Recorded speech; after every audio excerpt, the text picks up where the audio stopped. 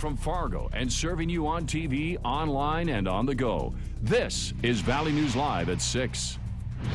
Washing your hands this coming flu season is going to come with some changes because antibacterial soap will soon be a thing of the past. Good evening and thank you for joining us. Mike has the night off. The Food and Drug Administration is banning 19 ingredients in antibacterial soaps, saying they have been doing more harm than good, and that the industry has failed to prove that they're safe. Public health experts support that move, warning that antibacterial products are especially bad for kids. Valley News Team's crime and safety reporter Nicole Johnson explains. A walk through this aisle will soon take a turn. Around half of the soap sold in stores contains some kind of antibacterial chemicals that will need to be taken out, or the soaps will need to be taken off the shelves within a year. The FDA is banning 19 chemicals in antibacterial soaps, saying they can cause bacterial resistance, effects on hormones, and there's no proof they make soap better in the first place. Never have bought them and never used them. I'm never sick. I grew up on a farm and we were always outside, and my kids were never sick kids, and I just think sometimes that people get a little overzealous about letting their kids be dirty. Samantha Lentz, Kaden, say hi. Just went shopping at Bath & Body Works. She's not sure if she's been buying antibacterial soap or not. I have no preference for soap as long as it cleans your hands. So, I couldn't really, as long as it's safer for my kid, then that's fine. The ban only applies to hand wash and soaps, wipes, hand sanitizers, and products used in healthcare are being looked into by the FDA. The future of those is undetermined. While some companies have already started removing chemicals from their soaps, antibacterial products are still sold in local stores. For this coming flu season, the FDA says plain soap and water is your best bet to avoid germs. Nicole Johnson, Valley News Live. If you're unable to wash your hands and want to use hand sanitizer, the CDC says pick one that contains at least 60% alcohol. 5 people are hurt after a head-on crash in the northern part of the valley. The North Dakota Highway Patrol says a car driven by Candace Charbonnet of Langdon crossed the center line on Highway 1 last night and hit a pickup. All 5 people in her car were injured. The pickup was driven by Wayne Borgen, also of Langdon. No one in his car was hurt. They're still trying to dry out in the Northern Valley on this Labor Day. Some areas of Greater Grand Forks received as much as 7 inches of rain last night, causing major street flooding and stalled cars. Water was still covering I-29 just north of Highway 2 this morning. Troopers say there have been no accidents, but some drivers failed to slow down and hydroplaned across the water at 75 miles per hour.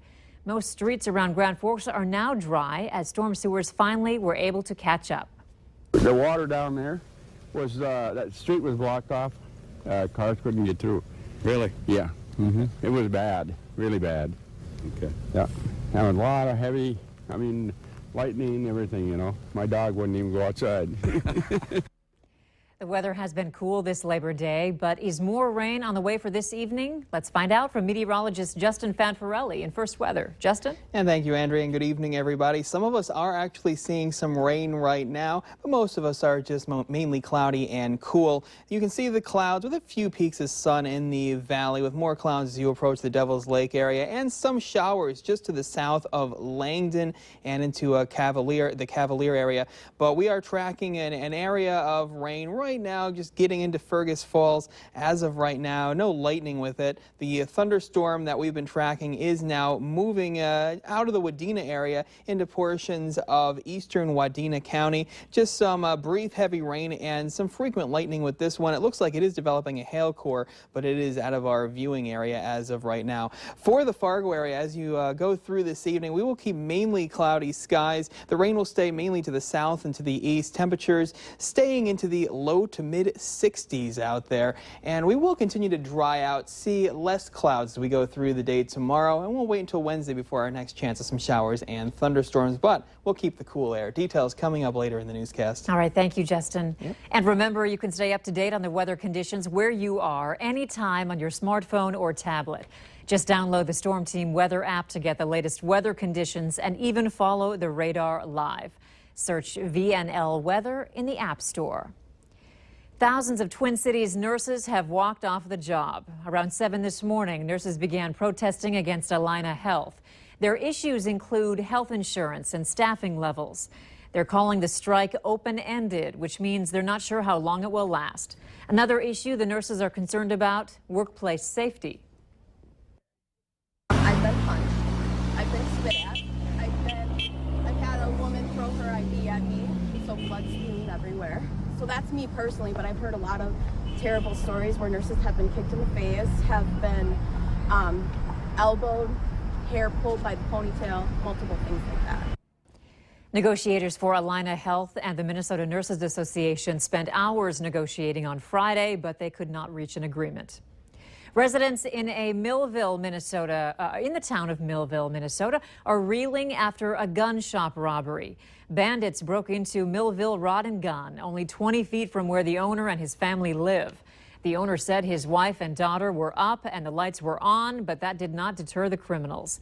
The shop's surveillance footage shows the men breaking in through the front door and in a matter of minutes taking nearly 80 handguns and countless amounts of ammo. The footage shows 3 people in connection with that break-in. Are last-minute construction projects giving you the blues? You're not the only one. In Moorhead, a bike path right off of 40th Avenue South near Hornbachers is being redone to fix the flooding problem that always happens when it rains. But parents who live in the area say it couldn't have started at a worse time, about 2 weeks before school. My daughter and the rest of the neighbor kids around here take the bike path up to their school, and now they're not going to be able to get through. Many parents in that neighborhood say it's a good reminder for parents to make sure their children have a safe route to get to school if they bike or walk there. Minnesota Public Schools will welcome back students tomorrow, and there will be a special guest stopping by to greet some of them. Governor Mark Dayton will visit with students at Prostfield Elementary in Moorhead at 11 in the morning. It's part of his 87 Counties in 86 Days tour. After his stop in Clay County, he'll head to Mahnomen County to meet with White Earth Nation tribal leaders and county commissioners. On Wednesday, Governor Dayton will meet with Otter Tail County officials and business and community leaders at Wadena Community and Technical College. He expects to finish the tour in late October. And as Minnesota teachers are preparing for students to arrive, how are they going to get there? With construction still going on throughout Moorhead and schools and college being in session, traffic is expected to be hectic during the morning commute. Tonight on Valley News Live, 10 at 10, parents are figuring out what to do to make sure their kids get to school on time. Talk about going to great lengths for charity. In this case, it was an employee of Casey's and his efforts for the MDA. Aaron Thompson works at the Casey's in North Fargo. Thompson grew his beard for over a year, then decided he would trim an inch off for every $500 raised during the MDA Summer Camp Pinups program. Customers can buy a pinup at Casey's stores for either $1 or $5. The goal was to raise $3,500, but customers went above and beyond, helping them raise $4,300. Dominic Paulson, who attends the MDA summer camp, did the first cut to Aaron's beard. The money raised will be used to send kids to camp. And remember to like Valley News Live on Facebook. You can follow the latest news, weather, and breaking news updates anytime on your feed. Just search Valley News Live, like our page, and you'll stay informed throughout the entire day.